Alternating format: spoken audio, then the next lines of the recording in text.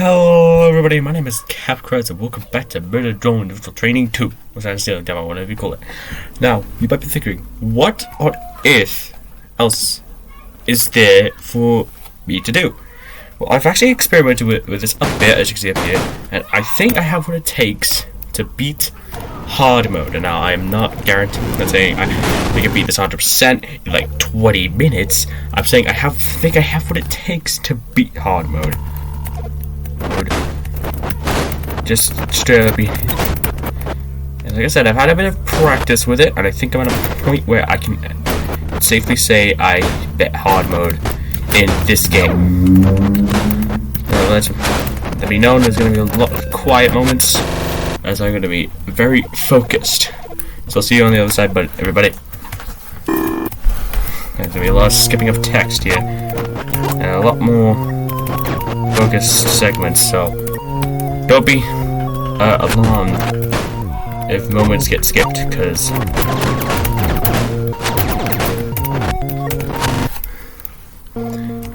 this is not what, because obviously be very focused, especially this bit.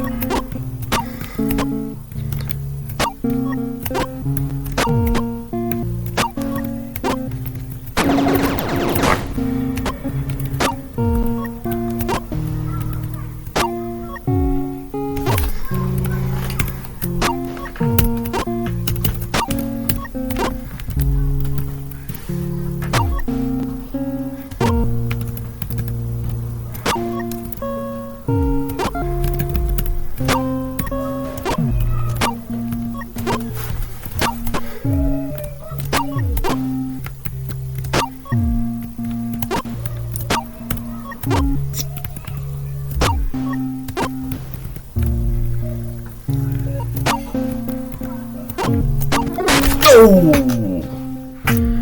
Dang it. Right there. It took me like a minute to get over there.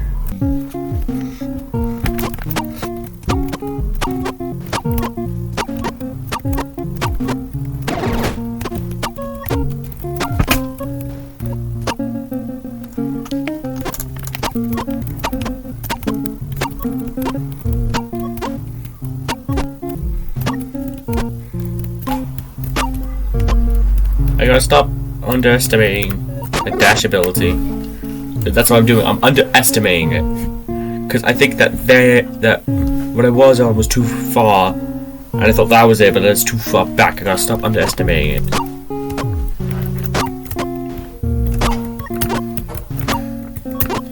You think I'm underestimating it because? Okay, let me pause this real quick. So the only reason why I'm underestimating it is because the plus thing is SV's head. So I need to use this knowledge of that being a head to be able to calculate where her head would go, and to make sure that using my knowledge of the character design and knowing how great characters are, I know how I need to make sure that she can't fall through the platform and die. Basically, that's the sum of it. That's the basic. That's literally the basics of what I'm supposed to be doing here, because the head was too low for me to be able to reach the platform, and I'll die like 5,000 times without explaining game mechanics. So great! I gotta do that.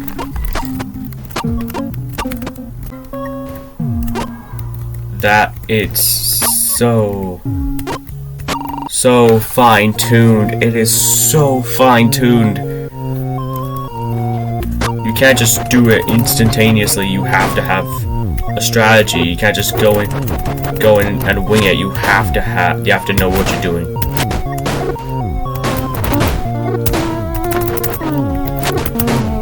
You have to go in here. You have to get in. You have to get out. You have to know what you are doing when you play this game, especially on hard mode. Same goes for the first game. The same goes for off the record. Literally the same goes for the first game, same goes for hard mode on the first game, same goes for normal on the first, same goes for all the games. For this game, for off the record, for the first game, you have to know what you're doing at every level. If you don't, you're just gonna die. This game is so finely tuned that it's reliant on you understanding the game mechanics and knowing where everything is and know how to play the game, that it's almost damn near impossible to play if you're just a casual. You can't just rock up to this game without knowing a single control, without having at least a few times of practice. When I played the first game, I think I died like 300 times on normal mode before I even got to the final boss. And even then I ended the game with like 500 deaths. But you need to have some degree of practice with these types of games. And right now it might seem like I'm destroying it. It might seem like I know what I'm doing. But in actuality I don't. Because these games, these Rare for Record games, Rare Virtual Training games, are so fine-tuned. You need to know every aspect of You need to know every aspect of the game in order to make progress. Like I said, you can't just rock up to the game. You can't just stop playing the second game without playing the first game. I haven't been beaten off the record. I don't play this because it's a new game. It's a new game. I'm very excited for it. I wanted to play it. These games are just so finely tuned that you have to know the controls in order to make any means of progress.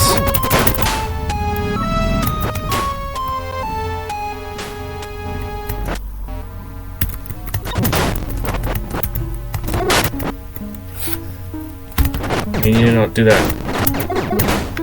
Literally, a mistake like that type of mistake can ruin your game, and you don't want to do that.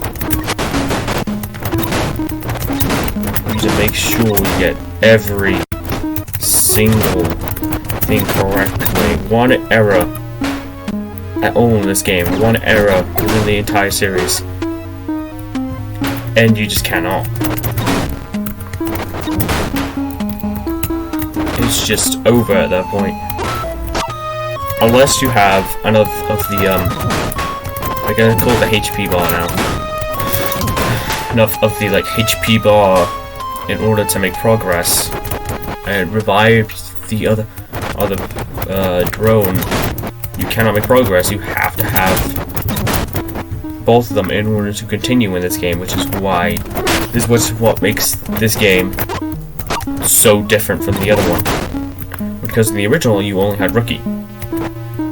In the first one in the original MDVT and off the record, you only had Rookie. It's perfect because those levels were fit where you'd have one person.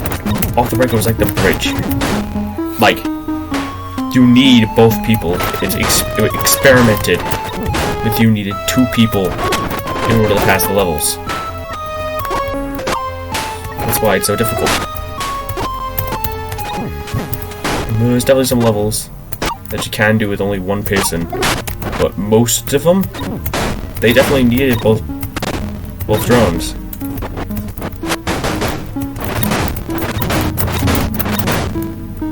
They needed 2 drones, most of them, I mean, off the record. Like I said, you can't just rock up to either of these games, like any of the 3 games, any of the 3 installments. I don't know what you're doing, because that's what I did. And that was my first mistake. Because I rocked up to this game, to the first game, like, oh, this is a game about mirror nodes, which I like. I'll give it a run. And look where I am now. I'm playing the second one, and I'm explaining how these games are so fine-tuned. Like, you can't just. You need to know the controls of Peak Away, first of all, which also need to like understand like the mechanics. Like, you can't just. You need to understand like, oh, you can do this, you could do that.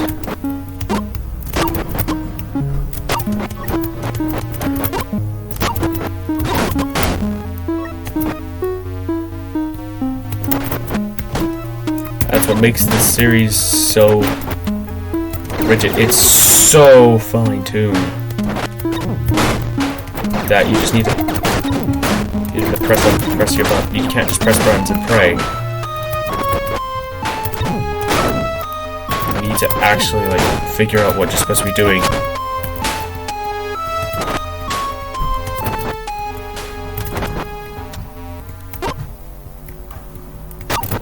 And figure it out by playing the game. You can't just sit there and expect all the answers to come to you, which is like many games. Many games, and I like the fact that I like how you don't just sit there and expect all the answers to come directly to you. You have to find the yourself. That's what makes games good.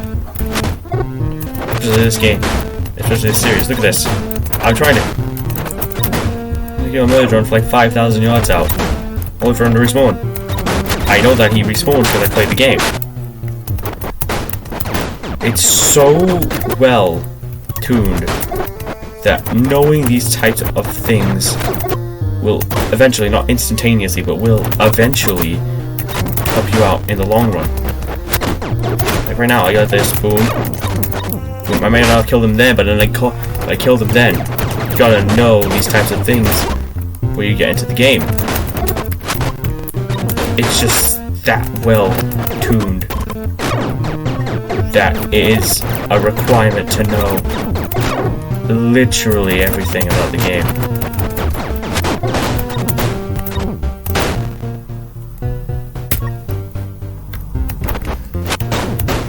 We're gonna stop explanation dumping on you guys now. I'm just gonna try and beat this level. That killed N at least 2 more times.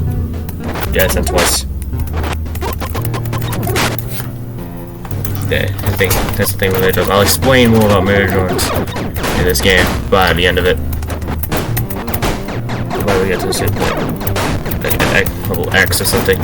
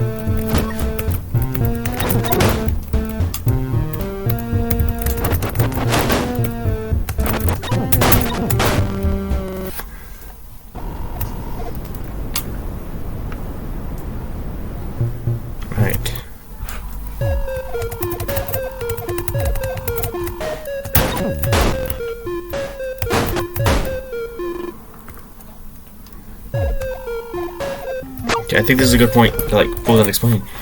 You can't just like, okay, this next bit is actually pretty infuriating. For me at least, because it's like, it's sitting strategy. It's down to luck.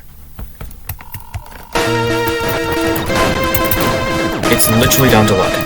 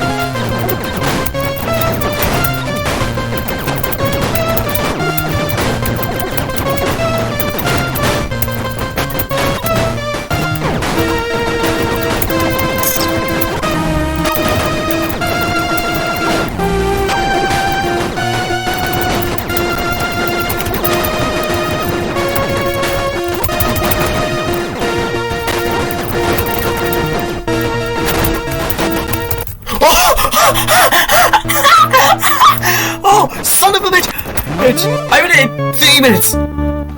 Ah! Okay. Oh my god, get this out of my head. Okay. Alright, okay. Alright, okay. I did it. I did it in less deaths and less time than normal. That says something. Okay. Alright, okay.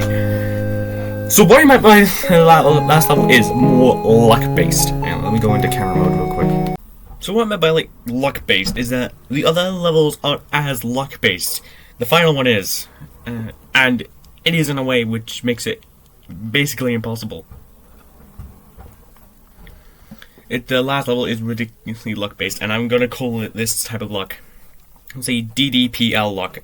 Assembly Drone Pick Luck.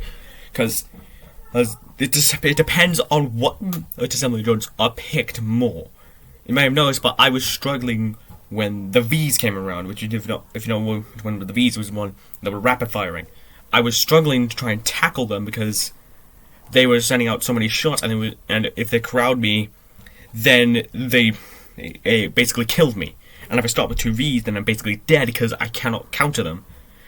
Whereas with Rookie, with this and a V or 2 N's, I can like use his rocket shooter and take them both out instantaneously. But with those 2 V's, I have to like maneuver. I have to move. Otherwise I'm gonna die. What the V's do is they slowly chip away at your health, which gives you the illusion of making you think that you're alive for well longer than you think you are. Ends insta-kill you. The second they hit you with the rocket, you're dead. But V's, they chip away down at your health slowly. There's one, like, you can take like 5 to 10 shots, and then you're dead. But it's more likely that this game was designed that way in the first place. Obviously it's designed that way, but the luck is immaculate. I doubt that they coded a specific order in. Like, there's no way there was an even amount of Eds and an even amount of V's. It's down to luck. Like I said, DDPL luck. Okay, it's down to luck. It's down to chance, and I hate chance. But this time I managed to do it in under 30 minutes. Don't know how, but I did do it. Oh, I did it! It's been months, literal months of torture. You do not know how months of mental physical training 2 will do to you. Oh, okay, I won. I'm gonna end this before my footage corrupts. Thank you all so much for watching. As always, I will see you next time. Bye bye.